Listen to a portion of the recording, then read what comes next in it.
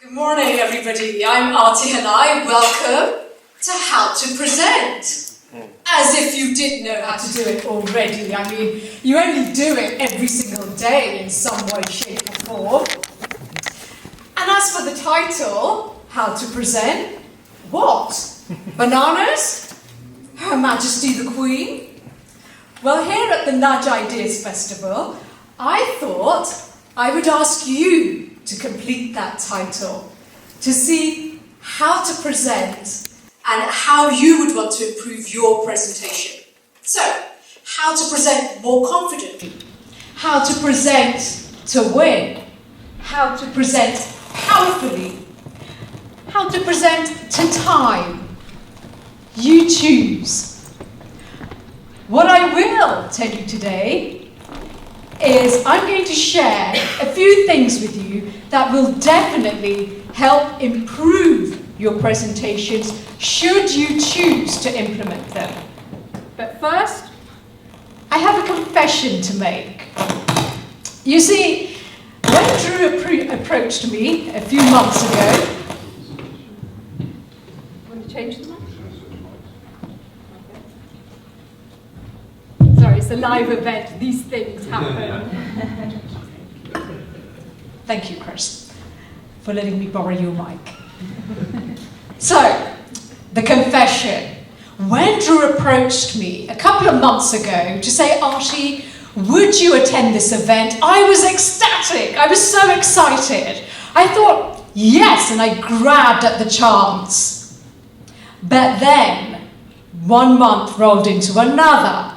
And all of a sudden, the days just got shorter and shorter and shorter. And the timeline got tighter and tighter. And I started to panic more and more.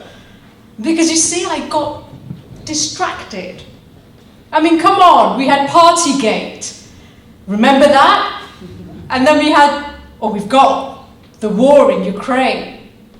And the Oscars are right round the corner. And okay, I'm not at the center of any of it, but I got sidetracked. And I'm wondering, how many of you get sidetracked when it comes to presentations? So then I had an aha moment. A great idea. I opened my laptop and it was staring right back at me. Google! It's got the answer for everything, right? So I put in there how to present, and lo and behold, 8,760,000,000 results came up. I mean, talk about information overload. Now I know I was a reporter in a newsroom for more than 15 years, but summarizing all of that's a tall order. So I'm going to give you my take on it. But first, I want a quick poll. So, how do you rate yourself as a presenter? How do you rate your presenting skills? On a scale of 1 to 10, where when 1 is poor, really bad, rubbish, and 10 is out of this world, amazing, incredible, where are you on that scale? Just by a show of hands, please. How many of you are a 5 or below? Just raise your hands, I want to see. Take a quick poll. Ooh, okay. Less than 10 of you. How many of you rate yourselves between a 6 and a 9? Show of hands, please. Yeah, 3/4 of the room, I'd say. More than 3/4 of the room. Anybody a 10 here? Phew. Well, that's a relief, because we've all got something to learn. So I said I was going to give you my take on it. And here it is, 3 things. Preparation, practice, and designing your content properly. Now please don't all rush, okay? But I'm going to need 3 volunteers. And I know you just desperately want it to be you. And what I want you to do is a 3-minute presentation for me, because let's face it, this is how to present, on a topic that I'll give you. Don't worry for 1 minute. It'll be such an easy topic, something like quantum physics. And because I want to be fair, I don't want to upset a single person in this room today, because you're all smiling so nicely at me, I have placed 3 cards, like this, under 3 chairs in this room. And if you're the lucky recipient of that card, look at you all, you can't even wait for me to finish the instructions. I knew it, I told you were desperate. All right, take a look. Could it be you? Take a look, take a look. And I know where those cards are, by the way, okay? I placed them there. Ah, just kidding. I wouldn't really do that to you.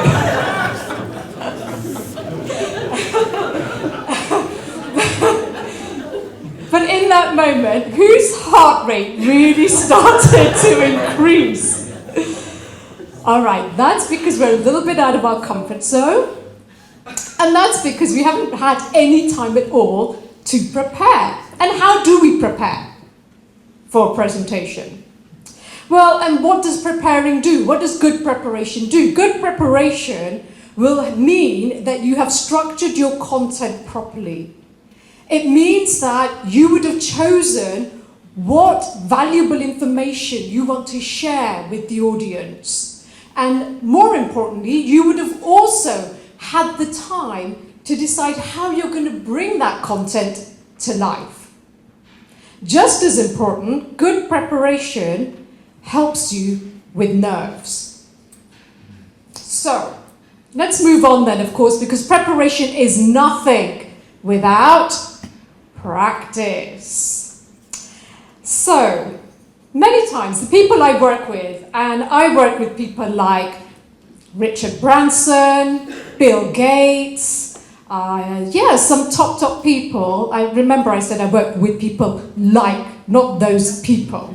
But you know, I work with business people, chief execs, MDs, academics, entrepreneurs, right across the spectrum.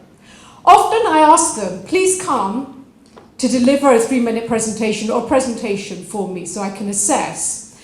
And then I'll ask them a question. I'll say, how long did it take you to prepare? Did you put the preparation in? Yeah, not a problem. Then I'll say to them, and did you practice? And they'll stare at me blankly. And then they'll say, yes. And I'll be like, okay, how did you practice? And then they'll stare at me and they'll be like, and I was like, no, let me clarify the question. Did you practice out loud? Because no, they haven't. They've practiced mentally in their minds, like most people do when it comes to presenting. And what does practice do? Well, for this, I need the help of Canadian astronaut Chris Hatfield. Now, you may remember Chris because he created the iconic moment in space when he played his guitar to David Bowie's Space Oddity. And Chris does a fantastic TED Talk called What I Learned from Going Blind in Space. So Chris went on a space mission, the hatch door opens, and he goes out for his first spacewalk. But a chemical in his spacesuit affects one of his eyes, and it's in pain, so he shuts it. Now, what he can see, what he describes, is he says it's the most incredible thing because he's holding on to something, and he says, parallel to me is the earth, and it is beautiful in its colors, its textures, it's magnificent. And here, just below my arm, is pure blackness. But this ache in his eye, the tears obviously come, but it's space, right? So there's no gravity. Eventually what happens is the pain goes across the bridge of his nose and it impacts his other eye. And then he goes totally blind in space. Can you think of anything scarier? So what happens? What happens is he remains incredibly calm. And with his fellow astronaut, they not only diagnose the problem, but they fix it before going back on the space shuttle.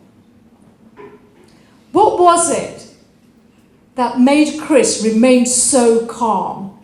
He says it's because I practiced the spacewalk and I also practiced the worst case scenarios hundreds and hundreds of times in simulators.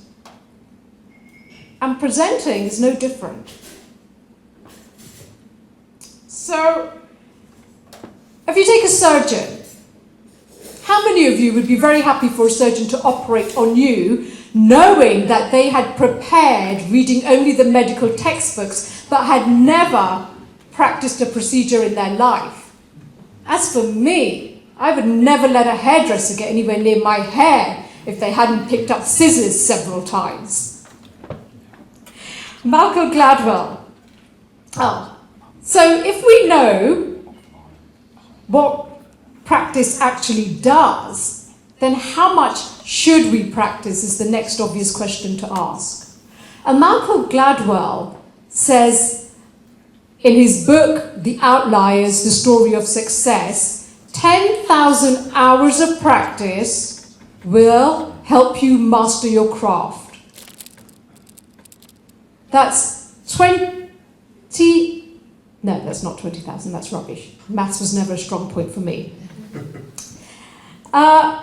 So he says it takes 10,000 hours. Now, if you take Martin Luther King, Dr. Martin Luther King, in his lifetime, gave 2,500 speeches. If we take on average that he spent 2 hours preparing and rehearsing each speech, that gets us to 5,000 hours.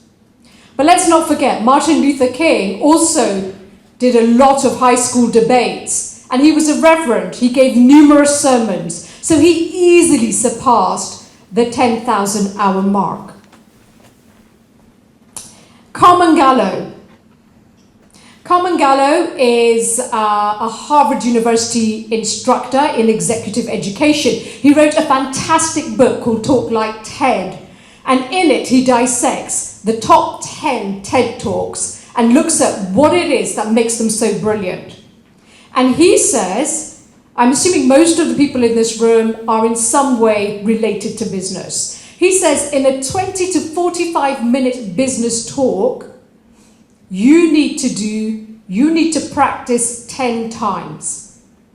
Once is not enough, because the first time, when you read your content out loud, I can tell you, it sounds really different to what's written down. By the 4th or 5th attempt, you're getting into flow. And by the 10th attempt, you are really in a space where actually it feels effortless. And you can really start focusing on the non-verbals. So, of course, you'll know you can't have practice and preparation if you don't have any content. So that brings me to my third piece, design. Now, the number of people I meet who do presentations are obsessed with information. And they always feel they have to put in more information and more information. It's not their fault, it's just that, to be honest, the content is not structured in the right way. So they don't really know what they can leave out. How many of you in this room have a mobile phone? Pretty much every single person, I'm assuming. Right? What do we love about our mobile phones? Amongst the many things we love about our mobile phones is the simplicity. It's so easy to use. It's so effortless. And that's what your presentation should be like. They should be structured in a really simple way. I'm going to share the same formula that I use with you all in a moment. If you take TED Talks, why are TED Talks so successful? Because actually, every brilliant TED Talk uses just one idea. Just one idea. That's the power of simplicity. So let me share my formula with you now. Chris, can I ask you for a favour? Oh, the flip chart is here, right here. Can everybody see this little flip chart here? Actually, it's not that little, is it? It's bigger than me. Okay, so everybody picture a skeleton. What's holding the skeleton upright. What's holding the skeleton upright is the backbone, the spine. And that should be one sentence when it comes to your presentation. The essence of your presentation should be one sentence. The aim of my presentation today is to convince you, if you use the techniques I'm sharing, then you will create powerful presentations. So once you've got that one sentence, it's got to be like a headline. It's probably going to be like a tweet, 280 characters, because then it keeps your mind focused. Then we come to the power of 3.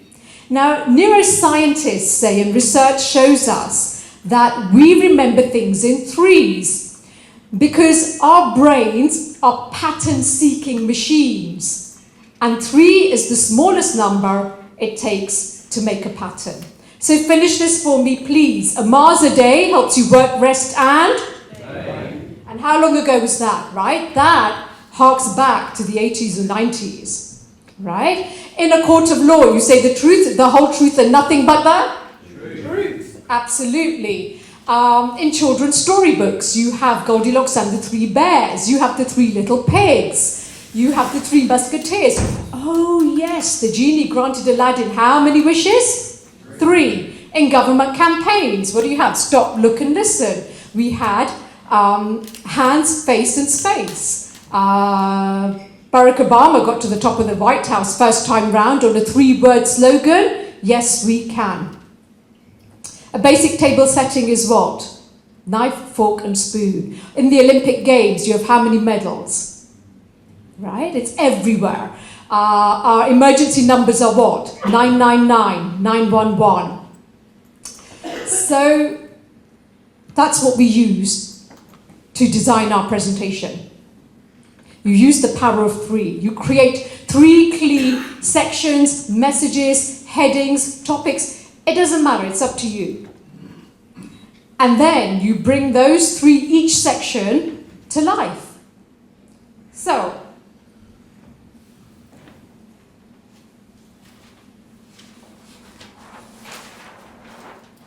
this is how I designed my presentation today. I was very clear on my aim. And then in my first point, my first box was all around preparation. And in the preparation, I used a poll as an example, and I used experiential learning.